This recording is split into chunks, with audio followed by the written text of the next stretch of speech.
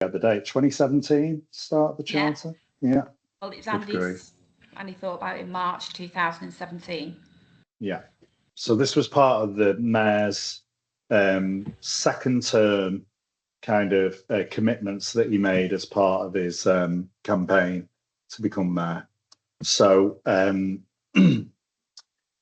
it took a while. There was a lot of engagement with businesses, with trade unions across Greater Manchester, with politicians, local authorities, the whole gamut.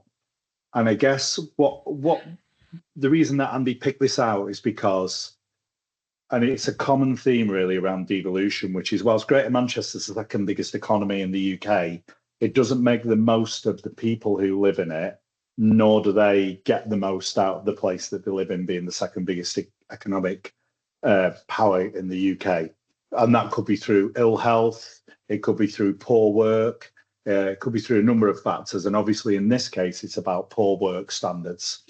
So there was a feeling that what we needed to do was address things like wages meeting the cost of living. Hence, Greater Manchester became a real living wage city region and a commitment to paying the real living wage. And we have a real living wage board, which I also sit on, which met yesterday. And that's for all sectors, you know, across Greater Manchester, all employment sectors. There was a lack of diversity, and often that was about accessibility and flexibility of work. And there was a rise of unstable and low paid work. So this is kind of there's the 18 months of co-production that I described. And you can see in the timing that when the charter was launched, when it went through its reiterations, COVID hit. And I think what COVID did is and Sharon will describe the different aspects of the charter.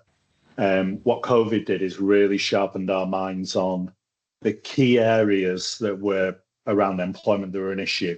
And one in particular was that people weren't paid sick pay on the first day of sickness. And what that did is it meant people had to go into work with COVID because they were fearful of the money they were earning. And we noticed, you know, there was a big inequality between sectors, and certainly between people on lower incomes suffering those kind of terms and conditions. So it really sharpened the mind. So this, if you look at the charter also as an attempt to address inequalities that our workforce experience, you know, pay inequalities and access to employment standards. So obviously this is Andy persuading everyone to vote for him, and lots of people did. So he got in, and therefore, you know, the charter was born. But what's important to note here is that it's part of the Greater Manchester strategy. This isn't going away. This isn't something which is temporary. I know people think with the Employment Rights Bill that the charter will somehow, you know, get subsumed. That's not the case. The charter is going to increase the kind of living standards, and Andy's really clear on that. And that's why it's part of the Greater Manchester strategy for 10 years until 2031. Hopefully you'll be able to see and hear this, but this gives you an overview of the charter.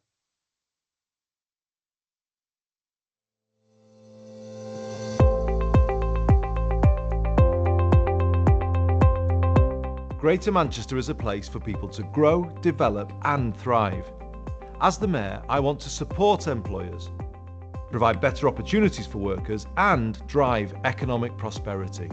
To improve working lives across Greater Manchester, we have developed our Good Employment Charter with a whole range of partners and service assessment scheme to improve employment standards, particularly around recruitment, health and well-being, people management, engagement and flexible work, secure work and equality and inclusion. The aim is to raise the standards within employment, benefits people, society and the economy. Employers of all sectors and sizes are welcome to join the movement. I'm Clara.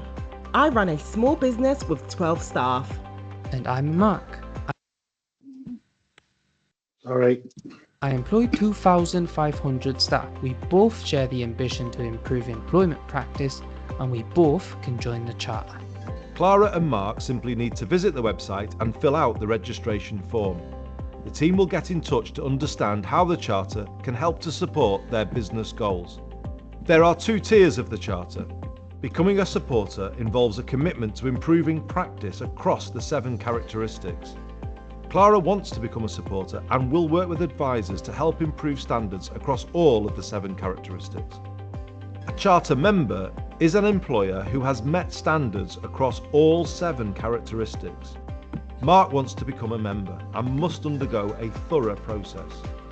Guided by the team, this involves an assessment reviewing employment policy, a technical panel review, and approval from the board of directors. After joining the network, Clara and Mark can access industry standard resources, improve talent acquisition, and see a rise in staff retention. They can also learn about good employment practice through the podcast, joining exclusive events with a like-minded network, and celebrating their achievements at a dedicated awards ceremony. Join the thousands of employers making change today and start your movement to good employment. Okay. So I think that's probably, have I stopped sharing? Yeah. I think that's probably a good point to hand over to Sharon. That gives you a sense of how the Charter was developed, its overall kind of reason for being. Actually, there's one other thing I want to share with you. I've made it, sorry, Sharon. No, go on. One other thing that might be worth sharing is just the scale of the Charter so that people can see that. So we've got 1,900 employees engaged, around 700 supporters, 129 members. This is slightly old data, so I think it's gone up. We're probably closer to about 140 members, as I recall. Yeah. Yeah. I've And got a slide on that, John. oh, brilliant. And have you got this slide in terms of health and care? No. So this is up to November 24. So Yeah. what this shows is the number of employees affected in a sense, and this has got up now. So I think we're up to about 170,000 employees who work for an organisation in Greater Manchester who work in health and care and are a member of a supporter of the Good Employment Charter. And then this is our members. So I think we're up to 22 now, health and care members. We represent the biggest sector now in the Good Employment Charter that's represented across members and supporters, which is a real achievement. You can see from when we started to do this work 3 years ago, it is now, 2 years ago even, we've seen a real increase in the number of employees affected. So we've got 30,000 employees who are covered as full members now by their organisations in the Charter. And those organisations are from NHS trusts, so Northern Care Alliance specifically, and also primary care employers, voluntary sector employers, and social care employers, all in health and care. Now I'm going to hand over to Sharon. Okay, let me say me sharing.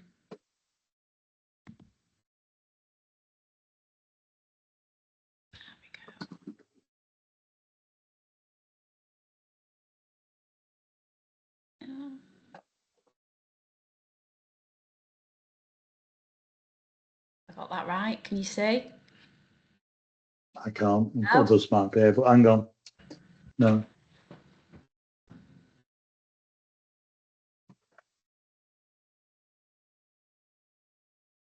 Why isn't that working?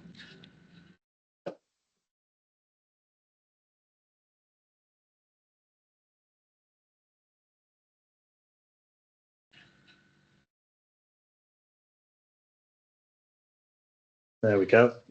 Is this working? It is. Oh.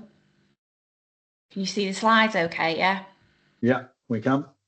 Okay, so I'm just going to fast forward to the characteristics of the Good Employment Charter. So, as John said, it took around 18 months to come up with the framework of what good employment looked like. that involved talking to industry experts like ACAS, CIPD, who we work really closely with, trade unions, academics, but it also included speaking to organisations of all sizes and of all sectors within Greater Manchester as well. So it was really co-designed, the charter, and they came up with these 7 characteristics, which is secure work, flexible work, pay, engagement and voice, recruitment, people management, and health and wellbeing. And the golden thread that runs through it is EDI. At the time, we couldn't separate EDI because it goes through each of the characteristics. But last year, as part of the Good Employment Week, we engaged with the GM equality panels, and the feedback was clear from them that they wanted EDI as a separate characteristic and to recognise it in its own right. This is something that we're addressing in the development work that John was alluding to. So we're doing this development work over the process of the year, and that will be taken into consideration. So I can foresee a change in at least one area within that. So if I break down to give you a flavour of what's included in each of the characteristics. So pay, here we're looking at how do people know how much they're earning each and every month and every week, so that people can manage their household budgets. We also look at the real cost. Oh God, I'm totally out of it now. No, we don't look at the real cost of living in that at all. We also look at shifts. So do people know when they're working the shifts? And if they're cancelled, do they still get paid, so that they've got some continuity within that as well? Flexible working, we're looking at any arrangement really that differs from an organisational's full-time traditional pattern. So in terms of where, when, and in how much time a role is done. So we're looking for employers to explore part-time, remote, hybrid working.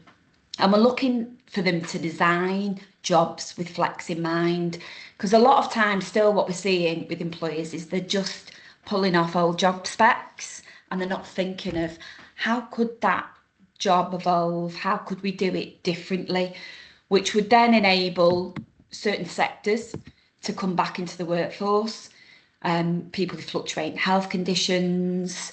It would help carers and people with childcare issues manage their work and home life commitments as well. Then we look at pay, and this characteristic looks at 2 points. So we champion paying the real living wage, which is set by the Real Living Wage Foundation. They set the hourly rate, which reflects the real cost of living, taking into account rent, utility costs, food, etc. The current rate being £12.60 an hour, and that's reviewed every October. And we also look at sickness pay. And as John said, this is something that we brought in during COVID, when we seen that, people were disproportionately affected by having to stay off work and not being paid while doing so. And it really affected low paid workers. So that was something that we were keen to address, and addressed it straight away. Recruitment, where it all starts. Here we're looking at how inclusive are your recruitment processes. So we want to make sure that all talent is available to you and it can be accessed through your recruitment process. So we'll look at the whole process, right the way from job advertisement through to onboarding your new hire. And we'll be looking at how you're minimising bias throughout that process and throughout that journey. Engagement and voice. Everybody wants the voice being heard, don't they? Even employees. And it can be a large part in the success of an organisation. Employees are closer to the ground than most of the senior leadership team are. What good looks like really differs depending on the size of the organisation, but typically it'll include things like team meetings, employee surveys, focus groups, EDI groups, away days, Smaller businesses where the owner is part of the day-to-day operations and there's no layered approach can evidence that in, changes made as a result of feedback given as well. People management, so leaders create the positive working environment. They've got that significant effect on the culture of the business. So we're looking at how your managers enable your people to thrive. How are you training and developing those managers to be the best that they can be? And how are they in turn looking after those people that report to them? So we'll be looking at how effective your one-to-ones are, your appraisal processes are. Do you have any mentoring, training and developing? What's your shared mission and values? And health and well-being, well, you can't really be good at health and well-being without addressing the other characteristics, because it will enable somebody to bring their authentic self to work and support them to have that good work-life balance. So we're looking at how are you creating psychological safety within the business that will enable colleagues to trust you, to talk to you, to share any worries, concerns that they may have that may affect their physical, mental, financial and social well-being. How are you treating everyone as an individual? Again, good practice will look very different depending on the size of the organisation, but we'll be looking at things like, are you promoting calendar away days? Do you have pension advisors coming in and talking to employees? What are you doing around concerns around financial well-being? How are you addressing that within the business? Do you have an EAP system? How is that promoted? How is that run? You may run large campaigns and have specific well-being programs in place around menopause, neurodiversity, inclusion. Smaller companies tend to know the employees on a deeper level, so they may not have a specific policy or strategy in place, but they can really evidence some good practice. And as I said, EDI is the theme that runs through each of the characteristic, so that's aligned with each of it. It's important to mention that there's no cost to the involvement of the charter at any stage, and there's 2 tiers of involvement. So the entry level is as a supporter, where all the organisations start, and this really is your promise and your commitment to improve your practice around our 7 characteristics. Within that time, you've got an awful lot of support. So one of the advisors will reach out. You've got different resources available to you as well. And there's lots of different networking opportunities that will support you as well through that. A membership organisation is those organisations that have been through the membership assessment process and meet the membership criteria. And that assessment process is thorough, which is one of the things that really did attract me to the charter when I joined. It's certainly not a tick box exercise. Your assessment is viewed by our technical panel, which is made up of ACAS, CIPD, we've got an EDI expert, trade union representative, and they all look at your practice to ensure that you meet the criteria. And following on from that, it goes to our charter board, which is made up of the LEP stakeholders and partners for the final sign-off. I think if I skip a couple of pages, we do have our up-to-date numbers, which John's already mentioned, and this changes on a daily basis, really. But I think an important one to note here is the number of employees that are covered by supporters and members within the Greater Manchester area, currently covering 1.1 million. John has nicked some of my content. If we see, this is just a little bit the slides are moving forward, Sharon. Oh, aren't they moving forward? Sorry. I know we can move them forward, but They're not moving forward on your presentation. Ah, they are now. I'm going to skip that one because you've spoke about how the charter is now really intrinsically linked. It's linked within public procurement. An example of that, I suppose, would be to add in about the B network, which is currently if we take the buses, under now public control. And all those bus companies who have secured contracts are now required to become members of the charter within 12 months. And this I can see developing further with other contracts as well. But we also see members of the charter who are choosing to favour other member organisations through their supply chain as well, which is good to see. These are the current numbers. So you can see our 1.1 million of employees that are covered.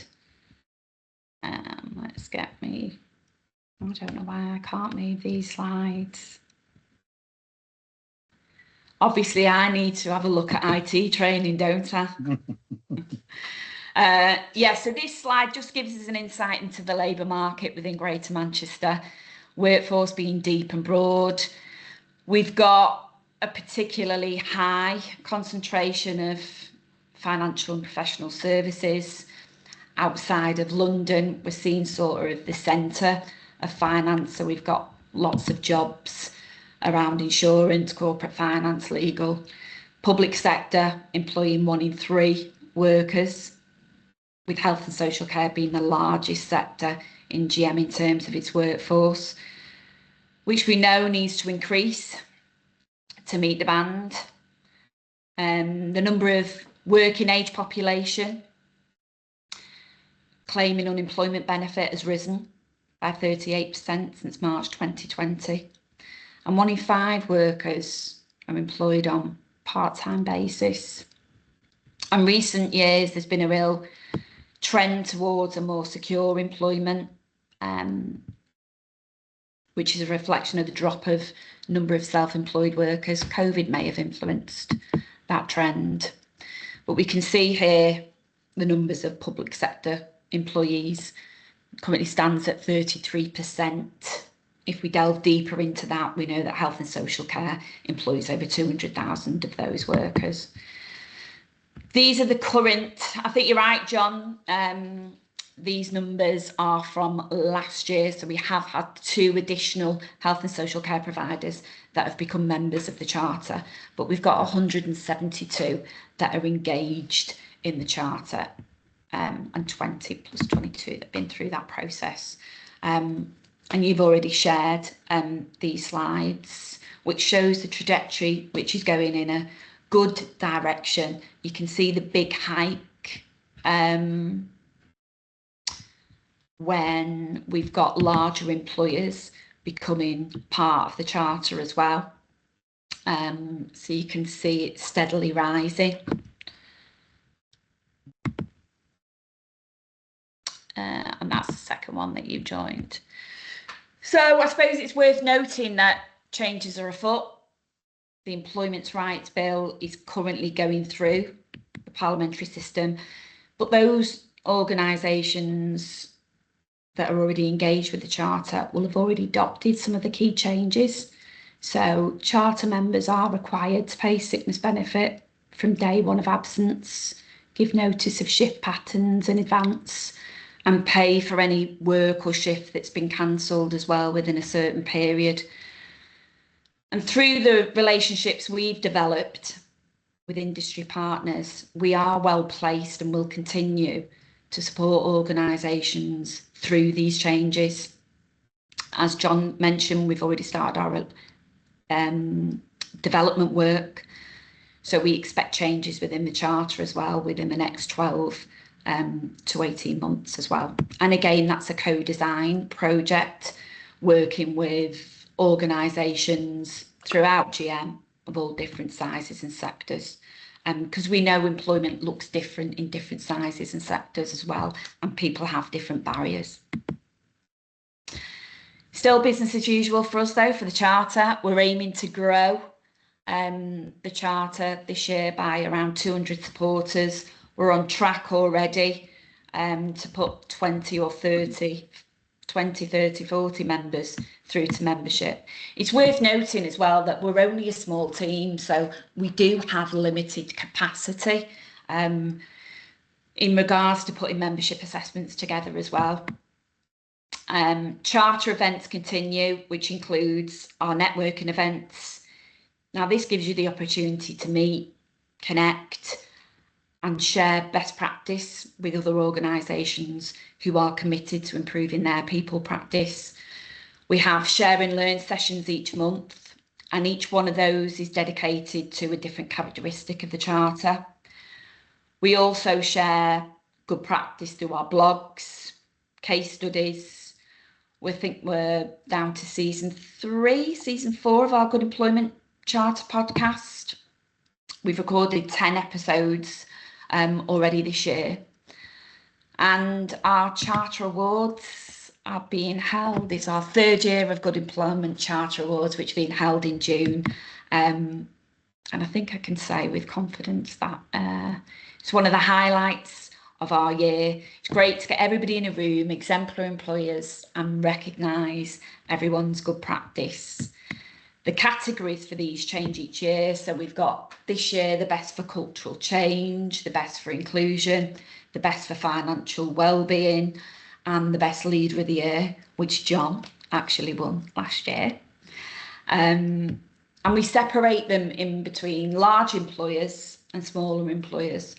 So for the purpose of the awards, we class a larger employer as anybody over 100, and for the purpose of the smaller companies, we class as below that. And we really do have a diverse group of organisations that win these awards, smaller and large employers. We also have Good Employment Week, and that runs in October. And this gives us an opportunity to reach out to workers within Greater Manchester to raise awareness around good employment. So the first year we did this, we did an online quiz, which had a series of questions which, if answered, gave you an indication of whether you had a good job, and also signposted to resources as well. Last year we had a game which, by playing, highlighted inequalities within the workplace through different scenarios. So it's just a good way of reaching out to raise awareness to workers as well around good employment. We recognise that as the world of work changes, so must the Charter as well. We know workforce demographics are changing. People are living longer, they're working longer. For the first time in history, we've got 5 generations in the workplace. And all the challenges that brings in terms of managing and engaging those employees. Automation, particularly with the rise of AI, will undoubtedly change the world of work, requiring us to adapt together with the Employment Rights Bill. So organisations will need to pivot, they will need to change and adapt. And we recognise that culture and shared values and leadership will play a central role within that process. But being part of a network who come together to connect and share best practice and resources, we can provide, with the support from our partners, support and resources to help you manage within these changing times. And there's just a whole host of different pictures from so many different events that we hold each and every year. And that's it. Good work is life-changing. Nice one, Sharon. Thank you. I'll just pick a couple of points up and then it's over to you guys. We've got about 20 minutes for conversation. So first of all, from a primary care perspective, and I noticed Lucy's has gone, but so from a primary care perspective, Hawkley Brook in Wigan were our first GP surgery to join, and we've managed to work with them and their partners across the primary care network to actually accredit a primary care network. So they're the first primary care network to go through. Nikesh Vallabh is the lead GP there. Nikesh is amazing.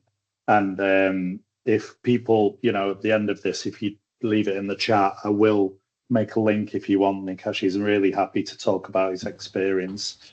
I think what I would say for primary care providers is, as Sharon has said, the Employment Rights Bill is coming in. And if you join the charter, you're going to be ahead of the curve because you're going to have to make some of these changes anyway when the Employment Rights Bill comes in. And I think Nikesh would say, I'm speaking for him now, would say that it has been true that they've been able to retain staff, attract talent. It has meant a lot to them as a group of practices. And because they employ people from the local area, I mean, the bulk of people who work in the GP surgeries across there live and work in Wigan. So it's their import back into good lives and population health and prevention for Wigan. There have been challenges around real living wage, but it has never been narrower, the gap. I suppose one of the biggest challenges for primary care is the national insurance contributions, which will, create a bigger bill for all 4 disciplines of primary care. But yeah, I mean, if you have people who are interested, or primary care networks who are absolutely up for having a conversation. The other GP practice who joined very recently are Urban Village Medical Practice in Ancoats in central Manchester. So we've got some good working examples from them.